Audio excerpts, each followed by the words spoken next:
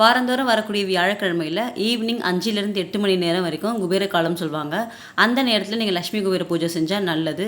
அதை தவிர்த்து அப்படி செய்ய முடியல அப்படின்னா தீபாவளி அன்னைக்கு செய்கிறது ரொம்ப நல்லது. அன்றைக்கி தான் செய்யணும் அப்படின்னு கேட்டிங்கன்னா தீபாவளி அன்னைக்கு தான் குபேரர் இழந்த செல்வங்களை லட்சுமி தாயிட்ட கேட்டு வாங்கி வரம் பெற்றார் அப்படின்னு சொல்லுவாங்க. இதை செஞ்சால் என்னென்ன நல்ல விஷயங்கள் நடக்கும் அப்படின்போது நம்ம ஏன் அதை செய்யாமல் இருக்கணும்? செஞ்சுருங்க. ஒரு அரை தான் ஆக போகுது. தட்டு நிறைய பணம் வச்சு நிறைய காயின்ஸ் வச்சு பெரிய அளவில் தான் இந்த பூஜை பண்ணணும் அப்படின்னு கிடையாது. சிம்பிளாக பண்ணலாம். லட்சுமி குபேரர் படம் இருந்தால் போதும். இல்லாட்டி மகாலட்சுமி தாயார் படம் எல்லா வீட்லேயுமே இருக்கும். அதுவே நம்ம இந்த பூஜைக்கு யூஸ் பண்ணிக்கலாம். எங்கே பூஜை பண்ண போகிறீங்களோ அந்த இடத்த நல்லா தொடச்சி எடுத்துகிட்டு அங்கே ஒரு மனை வச்சு மனை மேலே அம்மன் படத்தை வச்சுக்கோங்க. விக்கிரகம் இருந்துச்சுன்னா அபிஷேகம் பண்ணிக்கோங்க. 108 நாணயங்கள், பச்சை கலர் குங்குமம், அதுக்கப்புறம் பூ, பழம், வெத்தலை பாக்கு, உங்களால் முடிஞ்ச பிரசாதங்கள்.